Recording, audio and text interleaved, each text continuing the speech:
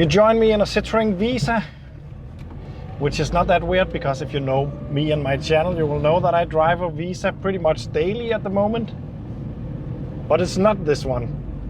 This is a Citroën Visa diesel. I've been driving a Citroën CX Turbo today and a Alfa Romeo 33 station sports wagon 4x4. And I jokingly said to the owner when I picked this one up as the last one that I had fallen in love with the two other cars. I wanted to buy them. I can't buy them, but I wanted to buy them. But I was pretty sure that wouldn't happen with this one. But honestly, I am completely falling in love with this little thing. This is so much fun. And the interior is also very much different than my GTI, of course, because why wouldn't it be? Very useful, not the completely bonkers old Visa. I'm not even sure what year this is actually, but it's got to be one of the later ones because it's kind of normal. There's just the gauges and so on, a clock, a fuel gauge. You don't have to put fuel in, it's a diesel, it will run forever on a pint. Got light switches over here and so on. Got gear selector. I'm quite surprised to see that it's a 5-speed. I was expecting 4-speed for a diesel car of this year and size, so that's not quite nice. And yeah, no big surprises in here. We got the nice little man with a hat, all the shoes, plus and minus, the rear seats, the ashtray, never used. It's a nice condition, this car, that's for sure. It's not that sporty, it's not that it's a bit agricultural, it smells a bit and so on, but it's also just a very nice driving car. It feels so great to not use a million liters of fuel just for a small test drive. I guess it's possible to drive 20-25 kilometers on a liter with this one, and I'm used to 9 to 10 kilometers a liter with the cars that I drive. So this is very cheap to drive. It's also very fun to drive this because, as mentioned, I got a Visa GTI. This is the same shell, but it's totally different. Everything is different. The suspension is very high and very soft. The seats, I don't even think you need suspension in the car with seats like these. They are just so cushy. Is that a word? I don't know. But they are very, very soft and very nice to sit in. And then I was expecting it to be a slow car because I did check the specification on this. This is a 1.7, which is quite a big engine when it's a diesel.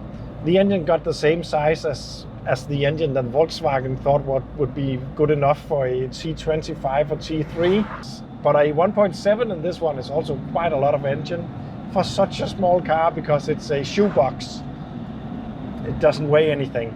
It's not a turbo engine, and it develops around 62 horsepower, I think. On paper it looks quite slow because it's 0 to 60 or 0 to 100 kilometers per hour in around 15.6 seconds or something like that. That's not fast, but it's not that bad either. And driving it doesn't feel slow. You can just put your foot down in any gear pretty much and it will just go on. I'm already breaking the law actually, so I better stop doing that. I was in 5th gear. That was quite a lot of power for 5th gear. So it works just fine. It's surprisingly nippy, which was not the word that I was expecting to use on a diesel, French diesel car. But anyway, it really is. I think it's quite amazing with the Visa, the variation of engines that you could select. My GTI got the 1.6, actually it got the 1.9, but it's supposed to have the 1.6 from the 205 GTI engine developing 115 horsepower. You could also get the Visa with the 2CV engine, the 2-cylinder air-cooled engine with around 32 horsepower. It was upgraded slightly. Comparing it to the 2CV, it actually got electronic ignition and crankshaft sensors and so on. But it was just the 2CV engine, around 30 something horsepower, air-cooled. And then you could get it with this 1.7 diesel. You could get it with a 1.1, a 1.4, a 1.3, and There was many different kinds of sport editions also. The off the top of my mind, I can't remember what they were called. Visa I can't remember. Chrono was one of them called. So there was just so many engines to choose from in the same box of car.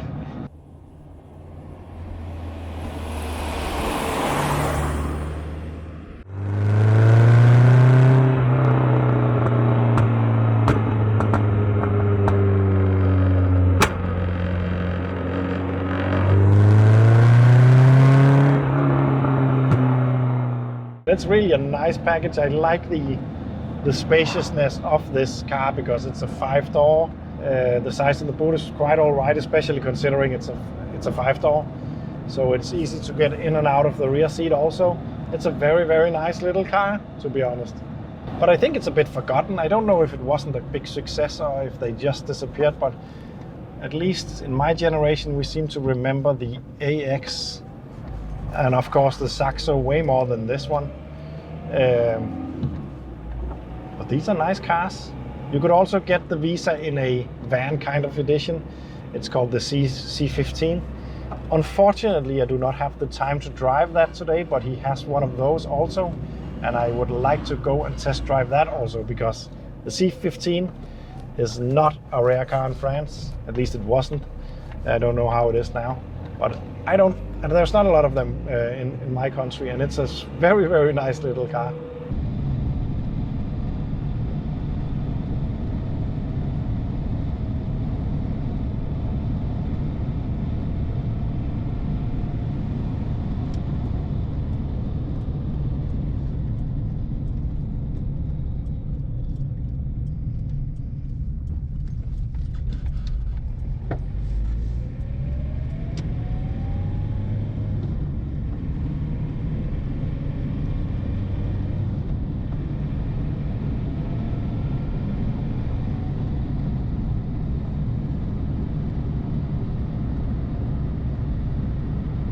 This Visa got 79,000 kilometers on the clock.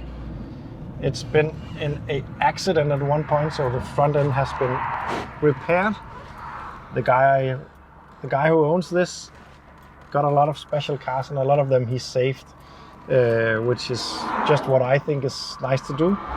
Saving cars rather than to just buy new cars.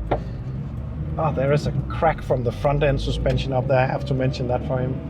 But this is in very nice condition. It's pretty much showroom condition, I'd say, except the seats are maybe a bit saggy and worn, but overall it's in very, very nice condition. And it just pulls. It's like driving your own train without any rails. I like it. I should get myself something like this, because it would be a cheap way to get around when I have to go somewhere. And it's a lot of fun, and you just know that the engine probably won't give you a lot of troubles. I've driven past the same speed trap in all 3 cars today, and I really hope I got that speed limit right. Otherwise it's gonna be a couple of nice pictures, but quite expensive pictures.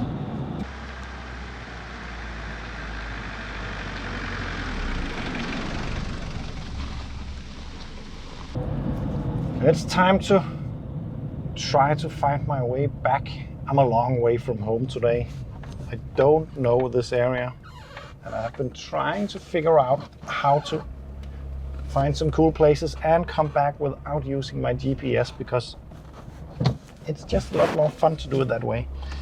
But sometimes I get very, very lost. But now it's time to get back, because I have a 2 hours drive in my S123 back to Seaside Garage, back to all the projects. But I love going out and testing stuff. It's quite fun. It's a nice break from all the wrenching and all the rust. I'm going to drive a Humvee in a couple of days also.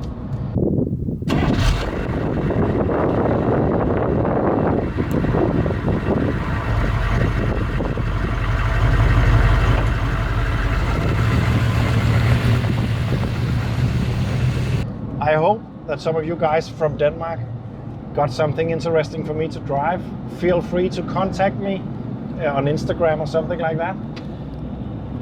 I love to drive something that is interesting or rare. That could be fun. Either way, thank you for watching. Don't forget you can support me. There is a Patreon link down below. You can also buy t-shirts in my merch shop. And see you in the next one.